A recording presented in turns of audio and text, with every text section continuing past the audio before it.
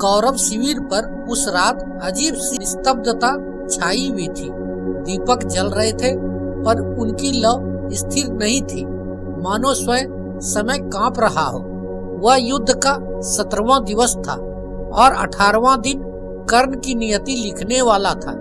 उसी रात अंगराज कर्ण ने अपने भीतर वर्षों से दबी हुई आग और रहस्यों को लेकर उस व्यक्ति से मिलने चला जिसने महाभारत की बिसात सबसे पहले बिछाई थी। शकुनी ने मंद मुस्कान के साथ बोला, अंगराज, इस समय यह वह घड़ी है जब योद्धा नहीं केवल आत्माएं जागती है। कहो किस भय ने तुम्हें मेरी चौखट तक खींच लाया। कर्ण धीमे और गूढ़ स्वर में बोला, भय नहीं मामा, आज मैं यहाँ किसी युद्ध की योजना लेकर नहीं आया। आज मैं यहाँ अपने अतीत के उन गांवों को खोलने आया हूँ जिन्हें मैंने सूर्य की तरह तेज दिखने के लिए सदैव कवच के पीछे छुपाए रखा। आज की रात मुझे ज्ञात है, यह मेरी अंतिम पूर्ण रात्रि है। कल मेरा रथ रुकेगा, केवल कीचड़ में नहीं बल्कि उस भाग्य में जिसे मैंने जन्म लेते ही स्वीकार कर लिया था। शकुनी गंभीर होकर, तो सत्य ने अंततः तुम्हें पकड़ ही लिया। अंगराज, कहो क्या वही रहस्य है जिसे जानकर स्वयं देवता भी मौन हो जाए।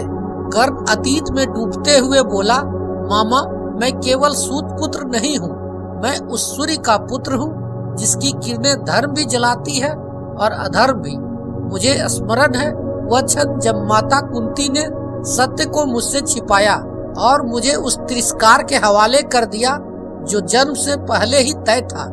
मैं जानता था एक दिन यह रहस्य मेरी मृत्यु का कारण बनेगा। मुझे ज्ञात है मेरा कवच कुंडल दान में जाएगा, तभी मेरी मृत्यु की तिथि लिखी जाएगी। फिर भी मैंने दान दिया मामा, क्योंकि यदि कर्ण दान न करे तो वह कर्ण नहीं रह जाता। शकुनी धीमे स्वर में आंखों में चमक के साथ बोला, क्या तुम्हें ज्ञात है कि कल तुम्हारी मृत्यु किसके कारण होगी? कर्ण दृढ़ लेकिन पीड़ा से भरे शब्दों में कहा, हाँ, मेरी मृत्यु अर्जुन के बाण से नहीं, मेरी मृत्यु होगी मेरे अतीत से, मेरे वचनों से और मेरे धर्म से। मैं जानता हूँ कि जब मेरा रथ भूमि में धंसेगा तब श्री कृष्ण मौन रहेंगे, क्योंकि वह मौन ही मेरा अंतिम उत्तर होगा। मैं जानता हूँ कि मैं अधर्म की ओर खड़ा हूँ, फिर भी धर्म का भार मेरे केवल हृदय पर है। यही मेरा सबसे बड़ा रहस्य है। मामा, मैं सत्य जानकर भी असत्य का पक्ष चुन रहा हूँ। शकुनी गंभीर स्वर में बोला, तो पछतावा क्यों अंगराज? कर्ण अंतिम और सबसे गूढ़ शब्दों में बोला, पछतावा नहीं है, केवल एक स्वीकारोक्ति है। मैंने जीवन भर अपनी पहचान के लिए युद्ध किया और मृत्यु के लिए ही दान कर दूंगा। कल जब मैं गिरूंगा तो इतिहास मुझे पराजित योद्धा कहेगा, पर सत्य यह होगा कि कर्ण पराजित नहीं हुआ। कर्ण ने स्वयं को बलिदान किया है और यही वह रहस्य है जिसे मैं लेकर मरूंगा और जिसे जानने का भार केवल तुम्हें दिया है। मामा शकुनी स्थिर हो गए। फिर मामा शकुनी ने कहा, कर्ण, आज मैं वह सत्य खोलने जा रहा हूँ जिसने केवल युद्ध नहीं रचा, पूरे महाभारत को जन्म दिया। यह दोष एक बुद्धि, एक मौन और एक समय पर न बोले गए सत्य का है। कर्ण कड़कते स्वर में, कहिए मामा, अब भी क्या बचा? छिपाने को मेरे श्रेष्ठ योद्धा मर रहे हैं, मेरी सेना टूट रही है और कृष्ण पांडवों को बचाते फिर रहे हैं। क्या मेरे लिए कोई राह बाकी है? शकुनी ने कर्ण को कुछ पल के लिए शांत किया। फिर शकुनी ने कहा, कर्ण, आज मैं वह रहस्य बताने आया हूँ जो अपने हृदय में वर्षों से बंद कर रखा था। एक ऐसा रहस्य जो इस पूरे युद्ध को जन्म देने वाला वास्तविक बीज है। शकुनी बोला, तुम और द्रोण भी इस रहस्य को नहीं जानते थे। कर्ण चौंका। वास्तविक बीज कृष्ण तो कहते हैं कि यह धर्म युद्ध है, तो फिर आप किस बीज की बात कर रहे हैं? शकुनी धीरे धीरे बैठ गया। उसकी आंखों में एक अजीब गहराई उतर आई। फिर शकुनी बोले, मेरे पिता, मेरे भाई, मेरी बहन, सभी को हस्तिनापुर ने कैद किया था। भोजन इतना मिलता था कि बस एक ही जीवित रह सके। हर दिन एक एक करके मेरे परिवार ने मुझे बचाने के लिए अपना भोजन मुझे दे दिया। जब मैं आखिरी बचा, मेरे पिता ने कहा, शकुनी, हमारा परिवार मरेगा पर हमारे अस्थियों का यह पासा जीवित रहेगा। यह पासा मेरे पिता की हड्डियों से बना है और इसमें अभी तक उनके अधूरे श्राप की ज्वाला धधक रही है।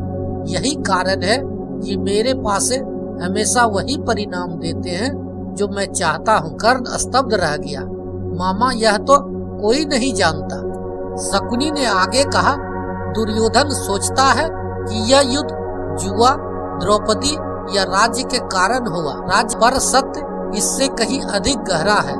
यह युद्ध इसलिए हो रहा है क्योंकि कुरुवंश पर एक अदृश्य आवरण था, एक ऋषि का श्राप जो कहता है कि कुरुवंश का अंत उसी व्यक्ति के हाथों होगा जिसके साथ हस्तिनापुर कभी अन्याय करेगा, और वह अन्याय मेरे परिवार के साथ हुआ था दुर्योधन। इसलिए यह युद्ध मेरी प्रतिशोध की राख से पैदा हुआ है। कर्ण का चेहरा सफेद पड़ गया। कर्ण, तो क्या मेरी लड़ाई, मेरी महत्वाकांक्षा, मेरी मित्रता, इन सबके पीछे आपका प्रतिशोध था? शकुनी ने धीमे से कहा, प्रतिशोध नहीं, उस श्राप की पूर्ति, कुरुवंश का अंत लिखा था और मैं केवल उस दिशा की हवा दे रहा हूँ जो नियति को आगे बढ़ा रही है। फिर से शकुनी ने, उस श्राप की पूर्ति, कुरुवंश का अंत लिखा था और मैं केवल उस दिशा की हवा हूँ जो नियति को आगे बढ़ा रही है। फिर से शकुनी बोले, कर्ण, एक बात और है, सबसे खतरनाक रहस्य, यह युद्ध दो सेनाओं का नहीं बल्कि दो अदृश्य शक्तियों का युद्ध है। एक मेरा श्राप और दूसरी कृष्ण की इच्छा। शकुनी ने कहा, कर्ण, कृष्ण को पांडवों से प्रेम है, पर वे इस युद्ध में सिर्फ प्रेम के लिए नहीं आए।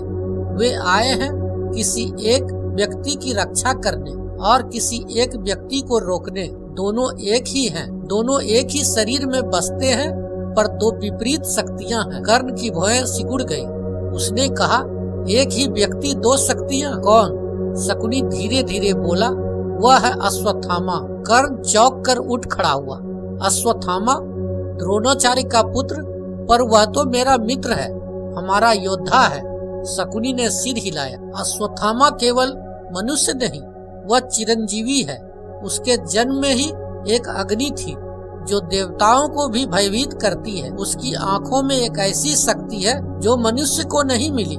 युग स्मृति की दृष्टि वह जानता है कि यह युद्ध मात्र एक आरंभ है, कुछ और आने वाला है। कृष्ण उसे रोकना चाहते हैं क्योंकि यदि अश्वत्थामा का क्रोध सचमुच जाग गया तो वह केवल योद्धाओं को नहीं मारेगा, वह वंश समाप्त करेगा।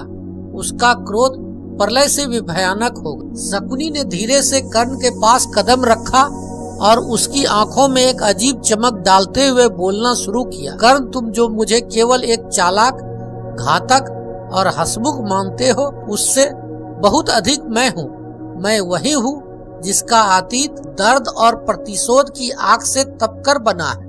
मेरे पिता गांधारी के भाई, एक समय ऐसा आया जब हमारे राज्य पर हस्तिनापुर का अत्याचार हुआ। हमारे परिवार को कैद कर लिया गया, हमसे हमारी आजादी छीनी गई, हमारे घरों को जलाया गया, हमारे लोगों को भोजन और पानी तक नसीब नहीं हुआ और उस कैद खाने में हमारे सामने रोज एक खेल चलता था जिनमें हमें नहीं खाना मिलता था और जो भी जीवित रह जाता वह केवल किसी की चतुराई या बल के कारण बचता। कर्ण स्तब्ध हो गया। कर्ण बोला, पर मामा, यह तो आप कभी नहीं बताए।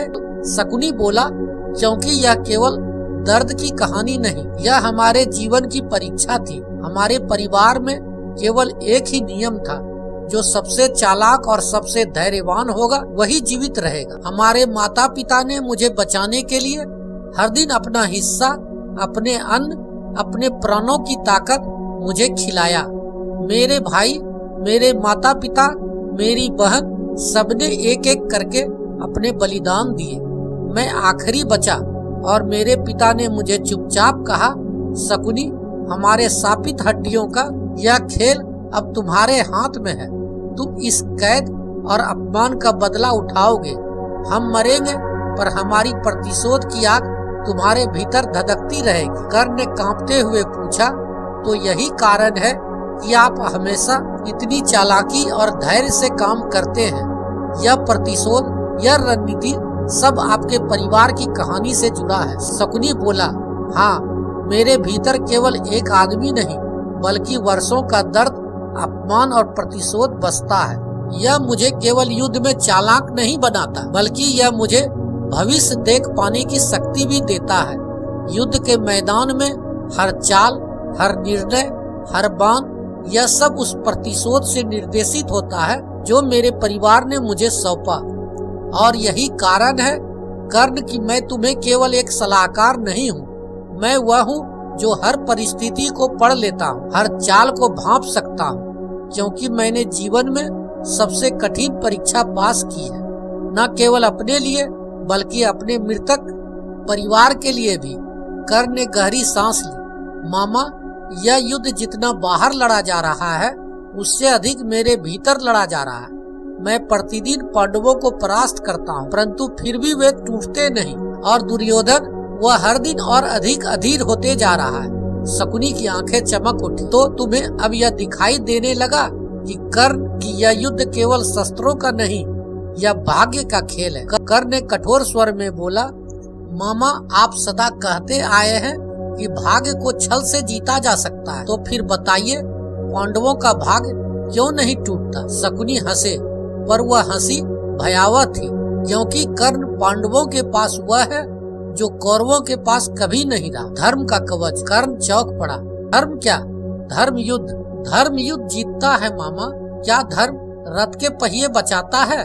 क्या धर्म अस्त्रों को रोकता है? शकुनी ने कर्ण की ओर देखा और गंभीरता से बोले, कर्ण, धर्म स्वयं युद्ध नहीं करता, धर्म केवल यह तय करता है कि किसे कब गिराना है। कर्ण की मुट्ठियां भिज गई। तो क्या आप यह कहना चाहते हैं कि मेरा गिरना निश्चित है? शकुनी ने पासों को उठाया और बोले, मैं यह कह रहा हूँ कि जिस योद्धा का जन्म रहस्य हो उसका अंत भी रहस्य ही होता है। कर्ण की दृष्टि कांप उठी। मामा, आप क्या संकेत कर रहे हैं? शकुनी ने धीमे स्वर में कहा, कर्ण, क्या तुमने कभी सोचा है कि तुम्हारे विरुद्ध जितने भी षड्यंत्र रचे गए उनमें से किसी का सूत्रधार मैं नहीं था? कर्ण स्तब्ध रह गया। शकुनी आगे झुका। हाँ अंगराज, मैंने दुर्योधन को भड़काया, मैंने युद्ध को अनिवार्य बनाया, परंतु तुम्हें मृत्यु की ओर मैंने नहीं धकेला। कर्ण का स्वर भारी हो गया। तो फिर मेरी मृत्यु का कारण कौन है मामा? शकुनी ने सीधी दृष्टि से कहा, स्वयं तुम्हारे वचन, तुम्हारी दानवीरता और वह सत्य जिसे तुम जानते हो पर स्वीकार नहीं करते। कर्ण का मुख पीला पड़ गया। आप कुंती के विषय में जानते हैं? शकुनी ने सिर हिलाया। पूरा हस्तिनापुर जानता है कर्ण, अंतर केवल इतना है, कोई बोलता नहीं। कर्ण की आवाज कांप गई। तो क्या मेरा प्रत्येक प्रहार अधूरा इसी कारण होता है? क्या मैं स्वयं अपने हाथ बांध लेता हूँ? शकुनी ने गंभीरता से कहा, हाँ कर्ण, तुम पांडवों को मार सकते थे, पर तुम्हारा रक्त तुम्हें रोकता है, और यही द्वंद्व तुम्हें रणभूमि में महान नहीं बनने देता। परंतु भाग्य में पराजित करने आकाश की ओर देखा तो कल का दिन शकुनी ने उत्तर नहीं दिया, केवल एक पासा उछाला, वह पासा उलट गया। कल शकुनी बोले, कल यह तय हो जाएगा कि तुम इतिहास बनोगे या चेतावनी। कर्ण कुछ क्षण मौन रहा, फिर उसने शांत स्वर में कहा, यदि मेरा अंत निश्चित है मामा, तो मैं उसे भी दान की तरह स्वीकार करूंगा। शकुनी पहली बार गंभीर हो उठे। यही तुम्हारी त्रासदी है कर्ण। वीडियो पसंद आई हो तो वीडियो को लाइक करें, वीडियो को अपने दोस्तों और रिश्तेदार में शेयर करें। चैनल पर अगर नए आए हैं तो चैनल को सब्सक्राइब करें। धन्यवाद।